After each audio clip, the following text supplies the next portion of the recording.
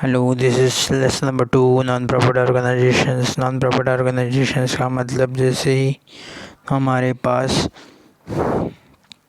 हमारे यहाँ पर नॉन ट्रेडिंग टाइप का बिजनेस करने वाले जो ऑर्गेनाइजेशंस है, जो लोगों का एक्चुअली जो मोटिव है, ऑब्जेक्ट है, वो not to earn the profits. Trading organisations main object is to earn the profits. Trading organisations का हमेशा प्रॉफिट मेकिंग यही उद्देश्य रहता है। तो trading organisation and non trading organisations यानी कि नॉट फॉर प्रॉफिट ऑर्गेनाइजेशन ऐसे उसको बोला जाता है। नॉट फॉर प्रॉफिट ऑर्गेनाइजेशंस ये प्रॉफिट कमाने के लिए मतलब चालू करते नहीं है। जो भी सोसाइटी मेंबर्स है या हमारे जो भी मेंबर्स हैं उसको वो ऑर्गेनाइजेशन को चालू करते हैं, वो मिनिमम चार्जेस वहाँ पर चार्ज करते हुए अपने ऑर्गेनाइजेशंस को रन करते हैं। इनका प्राइमरी ऑब्जेक्ट होता है हमेशा अपने मेंबर्स को, अपने लोगों को सर्विस प्रोवाइड करना। उसके बाद culture, education, art, sports, charity, health, ये सारे के सारे उनके प्रमोशंस के एरिया है जहाँ पर वो लोग अपना प्रमोशंस करते रहते हैं। और ऐसा कोई भी अपने मेंबर में से एक मेंबर वहाँ पर चुना जाता है। इलेक्टेड मेंबर्स वहाँ पर उसको वोट देते हैं और वही मेंबर वहाँ पर मैनेजमेंट करके देखते रहता है। तो profit organisation, non profit organisations ये कैपिटल फंड्स के लिए नॉन ट्रेडिंग ऑर्गेनाइजेशन अपना कैपिटल फंड्स हमेशा इक्विटी शेयर, प्रेफरेंस शेयर ऐसा इशू करके कलेक्ट करने का काम करते हैं। तो नॉन प्रॉफिट ऑर्गेनाइजेशन अपना कैपिटल फंड हमेशा entrance fees, surplus, legacies, donations, capital funds इस तरीके से वो लोग अपना ये कैपिटल फंड जमा करने का काम करते हैं। ट्रेडिंग बिजनेस में, ट्रेडिंग ऑर्गेनाइजेशंस में हम लोग trading account, profit and loss, balance sheet, ये तीनों चारों अकाउंट बनाते रहते हैं।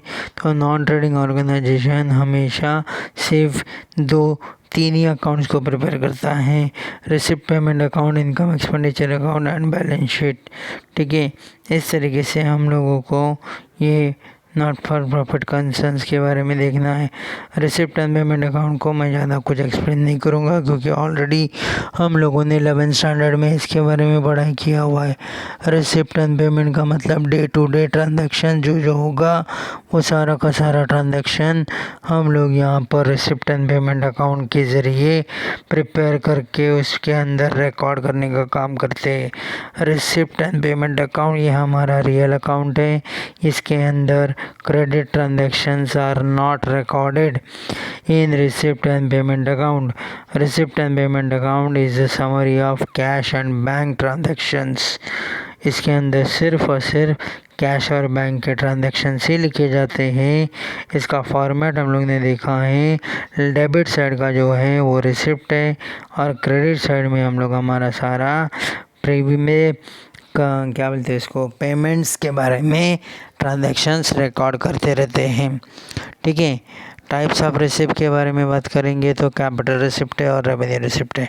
कैपिटल रिसिप्ट का मतलब है किसी ने हमको डोनेशन दिया है बिल्डिंग के लिए, donation for sports, donation for tournament, donation for library, donation for life membership fees, sale proceeds, ऐसे अलग अलग फिक्स एसेट, ये कैपिटल, ये सब हमारा कैपिटल रिसिप्ट है।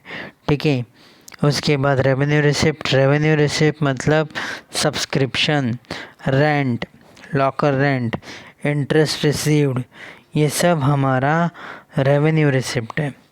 Revenue receipt income and expenditure में लिखना होता है। कैपिटल रिसिप्ट डायरेक्टली कहाँ पे लिखना है, बैलेंस शीट में। तो रेवेन्यू रिसिप्ट लिखा जाएगा इनकम एक्सपेंडिचर अकाउंट में और कैपिटल रिसिप्ट डायरेक्टली लिखा जाएगा बैलेंस शीट में। टाइप्स ऑफ पेमेंट में capital expenditure, revenue expenditure. Capital expenditures यानी कि लॉन्ग पीरियड वाला, purchase of land, purchase of furniture, purchase of machinery, ये सब खर्चे को कौन सा बोलने का, कैपिटल एक्सपेंडिचर बोलने का। रेवेन्यू एक्सपेंडिचर मतलब छोटा छोटा खर्चा तुम्हारा, सैलरी पेड किया, taxes paid, income tax paid किया, इंश्योरेंस प्रीमियम भरा, ये सब तुम्हारा क्या है, रेवेन्यू एक्सपेंडिचर्स है।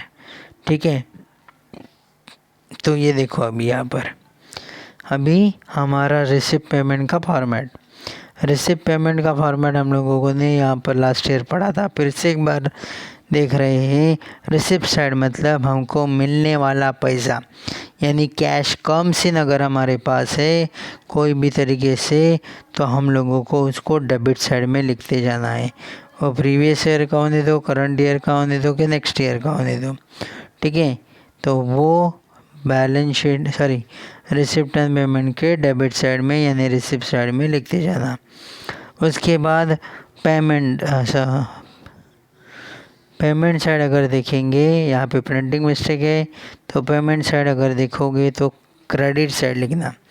देखो लाइट का बिल भरा बोलेंगे, क्रेडिट साइड लिखो, टेलीफोन बिल भरा, मोबाइल चार्जेस भरा, पोस्टेज के लिए खर्चा किया, अलग अलग टाइप ऑफ खर्चा, tournament expenses, wages, purchase of fix asset, furniture, building, investment, newspaper, repairs, ये सब किधर आएगा तुम्हारा, क्रेडिट साइड में आएगा।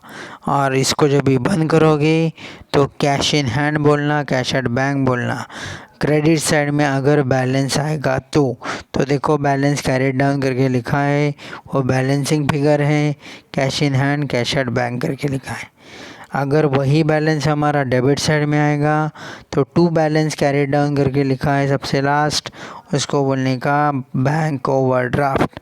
बैंक ओवरड्राफ्ट यानी कि हमारा इनकम कम खर्चा ज़्यादा। ठीक है, तभी डेबिट साइड में ऐसा नाम हमारा यहाँ पर दिखाई देता है। उसके बाद income and expenditures, income and expenditures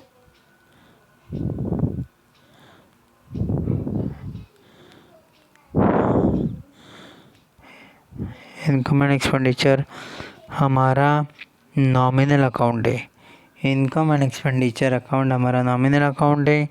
इसके अंदर हम लोग सिर्फ और सिर्फ हमारा रेवेन्यू एक्सपेंसेस और रेवेन्यू लॉसेस यहाँ पर लिखने का काम करते हैं, तो इसीलिए नॉमिनल अकाउंट इसको बोला जाता है।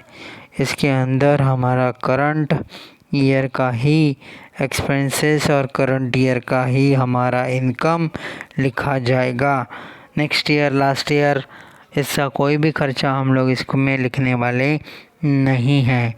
इसीलिए इनकम एंड एक्सपेंडिचर्स हमारा नॉमिनल अकाउंट है और उसमें सिर्फ और सिर्फ करंट ईयर का ही खर्चा लिखा जाता है। इनकम एक्सपेंडिचर्स यानी कि देखो डेबिट साइड में एक्सपेंसेस लिखना है, क्रेडिट साइड में आपका इनकम। तो कैश कम सीन है तो credit side, cash goes out है तो डेबिट साइड।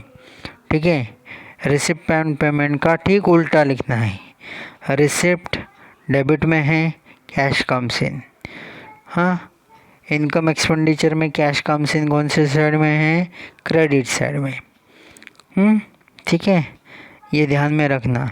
तो देखो ये फॉर्मेट जब तक याद नहीं करोगे तब तक आपको कुछ भी समझने वाला नहीं है। और ये यहाँ पर लिखा है, देखो receipt and payment real account हो, ये नॉमिनल अकाउंट है। ठीक है, ये कैश बुक को फॉलो करता है, ये प्रॉफिट एंड लॉस को फॉलो करता है, ऐसा। उसके बाद बैलेंस शीट तो मालूम ही है, बैलेंस शीट को ज़्यादा एक्सप्लेन नहीं कर रहा हूँ इसके लिए। ठीक है, खाली एडजस्टमेंट के बारे में बाद में बात करूँगा। एडजस्टमेंट के लिए वापस कल आपसे बात करने वाला हूँ, थोड़ा सा एडिशनल इन्फॉर्मेशन। जैसे हमारे फाइनल अकाउंट के एडजस्टमेंट थे वैसे ही हमारे यहाँ पर फिर से एडजस्टमेंट है। खाली हमारे लिए 2-3 एडजस्टमेंट इसके अंदर नए हैं। उसका नाम है सब्सक्रिप्शन, लेगेसीज।